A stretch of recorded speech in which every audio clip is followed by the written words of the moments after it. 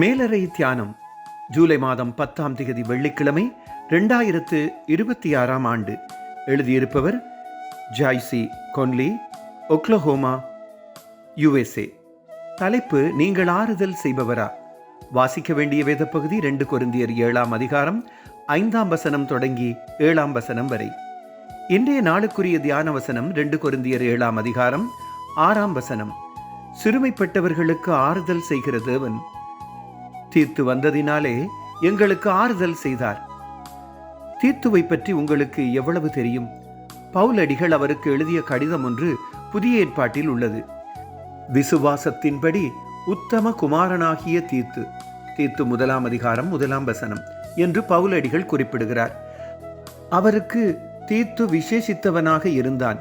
உடன் வேளையாலும் பிரயாண கூட்டாளியும் பல சபைகளில் ஸ்தானாதிபதியாகவும் இருந்தான். 2 கொரிந்தியர் 8ஆம் அதிகாரம் 23ஆம் வசனம். தீத்து பலருக்கு ஆறுதலும் உதவியும் செய்தவனாயிருந்தான். அதை படித்தபோது நானும் மற்றவர்களுக்கு ஆறுதல் செய்கிறவளா என்ற கேள்வி என் மனதில் எழுந்தது. இன்றைய மகுட வாக்கியம் ஆறுதல் பற்றிய தெய்வீக குணம் பற்றி சொல்வதை கவனிக்கலாம். தீத்துவை போன்றவர்கள் வழியாக கடவுள் மக்களுக்கு ஆறுதல் செய்கிறார். அதனால் நாங்களும் ஆறுதல் செய்வதற்கு கடவுள் எங்களையும் உபயோகிப்பார் என்பதை ஞாபகப்படுத்தப்படுகிறோம். ஆறுதல் செய்வதற்கு பல வழிகள் இருக்கின்றது. தொலைபேசி வழியாக ஆறுதல் சொல்லலாம், குறுஞ்செய்தி வழியாகவும் ஆறுதல் தெரிவிக்கலாம், மருந்துகள் வாங்கி கொடுப்பது, வைத்திய காரியங்கள் வழியாக ஆறுதல் செய்யலாம். இவைகள் வழியாக நாம் கடவுளின் கரங்களாக மாறுகிறோம்.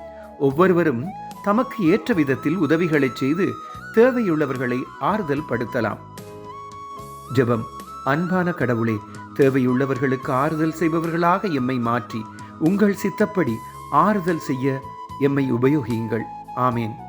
இன்றைய நாளுக்குரிய சிந்தனை: மற்றவர்களை ஆறுதல் படுத்தி உதவி செய்ய கடவுள் என்னை உபயோகிக்கலாம். கர்த்தர் தரும் ஆறுதலும் சமாதானமும் அவரது பிரசன்னமும் இந்த நாளில் உங்கள் அனைவரோடும் கூட இருப்பதாக.